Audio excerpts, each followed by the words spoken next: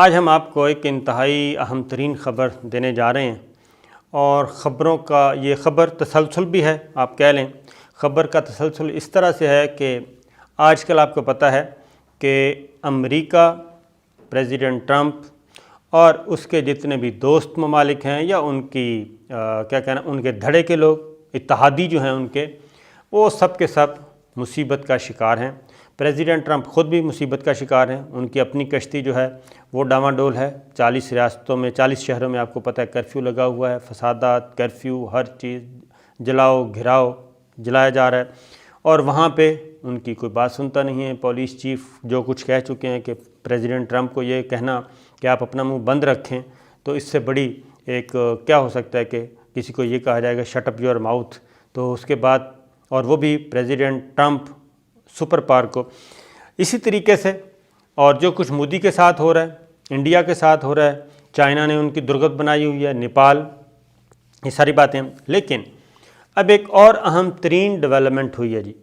امریکہ کا ایک خاص جو کہنا چاہیے بغل بچہ نہیں بلکہ ان کا ماؤتھ پیس،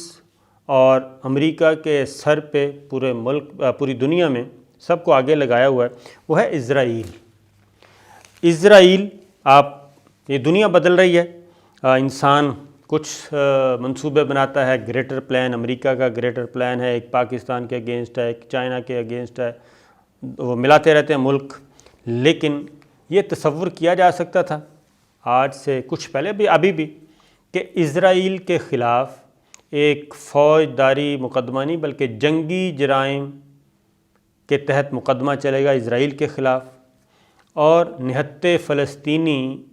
ان کے جو قتل عام پہ، جو ان پہ دہشت گردی، انتہا پسندی اور جو ان کے ساتھ ظلم و ستم کیا گیا، اس پہ کوئی آواز اٹھائے گا، اور عالمی عدالت جو ہے عالمی فوجداری عدالت، وہ ایک جنگی جرائم کا مقدمہ سنے گی۔ یہ جناب اس کے امکانات ہو نہیں گئے بلکہ ہو چکے ہیں، اور اسرائیل کو جان کے لالے پڑے ہوئے ہیں۔ جان کے لالے اس لیے پڑے ہوئے ہیں، اور انہوں نے امریکہ سے مدد طلب کی ہے۔ امریکہ اب اس میں کس حد تک کامیاب ہوتا ہے یہ تو اب آنے والے دنوں میں پتہ چل جائے گا، لیکن ہوا یہ کہ 2008 میں ایک واقعہ ہوا تھا، 22 روزہ جارحیت تھی فلسطینیوں کے خلاف اسرائیل کی، 2008 کی بات ہے یہ، اور یہ اتنی شدید ترین تھی، ان کو نسل کشی بھی کی گئی، قتل عام بھی کیا گیا، جو کچھ بھی ظلم و ستم، اس پہ جو عالمی انسانی حقوق کی تنظیم ہے، انہوں نے جناب ایک رپورٹ تیار کی، اور اس رپورٹ میں انہوں نے یہ ثابت کر لیا کہ ہے، وہ رپورٹ بھیجی گئی اور ایک اپلیکیشن بھیجی گئی اقوام متحدہ کو۔ اقوام متحدہ نے ایک کمیٹی تشکیل دے دی، یہ بھی ایک انہونی بات تھی، اقوام متحدہ نے ایک کمیٹی تشکیل دے دی، اور کمیٹی تشکیل دی، اس کی رپورٹ آ چکی ہے۔ وہ کمیٹی جناب تشکیل دی گئی تھی، عالمی عدالت کے جج تھے رچرڈ گولڈ سٹون۔ انہوں نے 2008 کے بعد جی یہ جنگی جرائم کے معاملے میں اسرائیل کے خلاف تحقیقات سر انجام دی تھیں، اور اس میں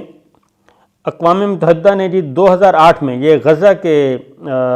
کا جو علاقہ ہے فلسطینی عوام کے خلاف اسرائیل، جو میں نے آپ کو بتایا کہ 22 روزہ جارحیت تھی، یہ ہوئی تھی، اور اس میں کافی ظلم و ستم ہوا تھا۔ ظلم و ستم کے نتیجے میں یہ کمیٹی تشکیل دی گئی، اور کمیٹی کی تحقیقات کا جو کمیشن تھا وہ اس وقت، جو کہ اس وقت عالمی عدالت کے جج ہیں، اس وقت 2008 کی بات کر رہا ہوں، ان کی سربراہی میں تحقیقاتی کمیٹی قائم کی تھی رچرڈ گولڈ سٹون کی، جس کا مقصد یہ تھا کہ یہ جو الزامات لگائے جا رہے ہیں اسرائیل پہ، یہ صحیح ہیں یا غلط۔ وہ آ گئی ہے رپورٹ، اور اس میں ابتدائی رپورٹ میں یہ بتا دیا گیا ہے، اور عالمی انسانی حقوق کی ایمنسٹی انٹرنیشنل نے یہ بھی کہہ دیا کہ اسرائیلی ریاست کے زیر تسلط جو رقبہ تھا اس میں یہ سب کچھ ہوا، اور بنیادی حقوق بھی پامال کیے گئے، اور ظلم و ستم بھی کیا گیا، اور ایسے اقدامات کیے گئے جس کے بعد فلسطینیوں کی زندگی اجیرن ہو گئی تھی۔ اب جناب وہ جج بن چکے ہیں عالمی عدالت کے، اور عالمی عدالت کی گولڈ سٹون جو ہے انہوں نے یہ اب کہہ دیا ہے کہ جناب ہم اسرائیل کے خلاف جنگی جرائم کے تحت جو قانون ہے اس کے تحت ہم مقدمہ چلانے جا رہے ہیں۔ اس کے پہلے تو اسرائیل خود پریشرائز کرتا رہا لیکن بات نہیں بنی، اور اقوام متحدہ نے بھی اجازت دے دی۔ اب انہوں نے رابطہ کیا ہے امریکہ سے، اور امریکہ سے رابطہ کرنے کے بعد اب اس کا پہلا میسج آیا ہے جناب امریکی وزیر خارجہ پومپیو کا۔ انہوں نے ایک انٹرویو دیا ہے، اور انٹرویو میں انہوں نے باقاعدہ طور پہ عالمی عدالت کو ایک عدد دھمکی ٹھوک دی ہے، اور انہوں نے کہا ہے کہ جناب وہ اس اقدام سے باز رہے اور اسرائیل کے مفادات کا ہم تحفظ کریں گے، اور اسرائیل کے خلاف یا اس کے وزیر اعظم کے خلاف کسی قسم کا جنگی جرائم کے تحت کوئی مقدمہ آگے نہیں بڑھنا چاہیے۔ لیکن ہوا یہ کہ جو اقوام متحدہ یہ عالمی عدالت کے جج ہیں انہوں نے اس کے برعکس کہہ دیا ہے کہ عالمی عدالت کو اسرائیل کے خلاف سماعت کرنے کا اختیار حاصل ہے اگر یہ مقدمہ چلتا ہے۔ پہلی بات ہے، میں نے آپ کو بتایا کہ تصور ہی نہیں کیا جا سکتا تھا کہ جناب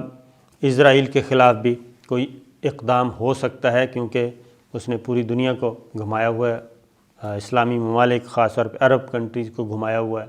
ایران کے ساتھ سب سے بڑا پھڈا ایران کے ساتھ اسرائیل کا ہے، انڈیا کا وہ الائی ہے اور ہمارا ظاہر ہے ازلی دشمن ہے۔ تو یہ چیز یہ ہوا ہے جناب سب سے بڑا کام۔ اب امریکہ آ گیا میدان میں، جس طریقے سے ٹرمپ آئے ہیں مودی سرکار کی حمایت میں، لیکن ادھر تو ان کی دال نہیں گل رہی ابھی تک، اور میرا خیال آئندہ گلے گی بھی نہیں، اور چائنا ڈٹا ہوا ہے اور تمام تر دھمکیاں شمکیاں ساریاں لپیٹ لپوٹ کے انہوں نے واپس کر دی ہیں۔ اور یہ چیز جی ایک تو خبر یہ تھی۔ دوسری خبر ہے جناب چائنا سے متعلق۔ آپ کو پتہ ہے ایک کانسپریسی تھیوری چل رہی تھی کہ جناب یہ جو کچھ وبائی مرض پھیلا ہوا ہے اس کے پیچھے نام لیا گیا کہ اس کے پیچھے ایک راز ہے، کانسپریسی تھیوری، سازشی کہانی۔ وہ یہ تھی کہ جی ایک ویکسین بنائی جائے گی اور ویکسین کی آڑ میں انسانوں میں ایک مائکرو چپ داخل کی جائے گی، اور پھر اس سے ان کو مانیٹر کیا جائے گا، اور آہستہ آہستہ پوری دنیا کو مانیٹر کریں گے امریکہ میں بیٹھ کے۔ یہ اس کی تردید بھی آ چکی، سب کچھ ہو چکا، ہم بھی اپنے یوٹیوب میں ایک ویڈیو میں بتا چکے ہیں۔ لیکن حیرت انگیز طور پہ جی چائنا نے یہ کام شروع کر دیا ہے، اور چائنا نے بظاہر تو یہ کام کیا ہے جانوروں پہ، اور جانور کون سے ہیں جناب؟ کتے۔ چائنا نے اپنے شہر جناب شہر ہے اس کا شنژن یہ ہے، اس میں انہوں نے تمام کتوں پہ جی جو اس شہر میں کتے ہیں تقریباً 2 لاکھ کتے بتائے جاتے ہیں، ان کتوں میں مائکرو چپ لگانے کا کام شروع کر دیا ہے، اور کوئی 90,000 کتے رجسٹر ہو چکے ہیں۔ 2 لاکھ کے 2 لاکھ کتوں میں یہ مائکرو چپ لگائی جائے گی، اور یہ لگائی جائے گی کتے کے بازو کے پاس، اور یہ ہوگی بالکل کہنا چاہیے چاول کے دانے کے برابر یا اس سے بھی چھوٹی یہ چپ ہوگی۔ اور ابتدائی طور پہ یہ اس پہ انہوں نے کہا ہے کہ کوئی یہ ودن فیو سیکنڈز کا یہ کام ہے، اور اس میں کوئی بڑی سرجری ورجری کی ضرورت نہیں ہے، تو یہ لگانا شروع کر دی گئی ہے۔ 90,000 کتے رجسٹر ہو چکے ہیں، 2 لاکھ کتوں پہ لگانی ہے۔ بظاہر یہ ہے کام کہ جناب ہم کتوں کی حفاظت کے لیے، کتوں کو مانیٹر کرنے کے لیے، ان کے حقوق کے لیے، جانوروں کے حقوق کے لیے کہ وہ اس وقت کس حالت میں ہیں، کہاں ہیں، کیسے ہیں، ان کی حرکات و سکنات نوٹ کرنے کے لیے لگائی جا رہی ہے۔ لیکن یہ بات دل کو لگتی نہیں ہے کہ یہ محض جانوروں کے حقوق کے لیے ہوگی۔ جو اطلاع ہے وہ یہی ہے کہ یہ الٹیمیٹلی بالآخر یہ انسانوں یہ اگر یہ کامیاب ہو جاتا ہے تجربہ، اور ابتدائی طور پہ یہ 2 لاکھ کتوں کو مانیٹر کیا جائے گا، اس کے بعد اس کی کوئی کمی بیشی ہوگی وہ دور کی جائے گی، اس کا کوئی سائیڈ ایفیکٹ ہوگا وہ دیکھا جائے گا، اور بالآخر یہ شفٹ ہوگا انسانوں کی طرف، یہ ایک میرا اندازہ ہے۔ اور کیونکہ آپ کو پتہ ہے کہ چائنا یہ اس طرح کا کوئی کام ہو نہیں سکتا کہ یہ اس طرح کا کوئی کام کرے کہ پہلے وہ اتنا سائنٹیفک طریقے سے اور بہت ہی باریک وعدات، تو یہ ایک پیرالل جناب ایک بڑی خبر آگے جا کے بنے گی۔ ابتدائی طور پہ تو یہ تھی۔ ایک اور خبر میں آپ سے شیئر کرتا ہوں، وہ یہ ہے کہ آپ کو اسی تناظر میں یہ جو کچھ ہو رہا ہے جناب، ایک نیا اتحاد بنانے کی کوشش کی جا رہی ہے چائنا سے نمٹنے کے لیے، اور ادھر اسرائیل کا آپ کو پتہ ہی بتا دیا میں نے، ایک اتحاد بنانے کی کوشش کی جا رہی ہے جس کو G7، اور G7 میں پھر مزید 2-3 ملک ایڈ کیے جا رہے ہیں۔ آسٹریلیا، پچھلی ویڈیو میں آپ کو میں نے بتایا تھا کہ آسٹریلیا کے ساتھ ایک ایگریمنٹ ہوا ہے، اور ایک دوسرے کی جو بحری بیڑے ہیں وہ استعمال کیے جا سکیں گے، فوجی اڈے استعمال کیے جا سکیں گے، ری فیول کیے جا سکیں گے جہاز، اور وہ انڈین اوشین ریجن جو ہے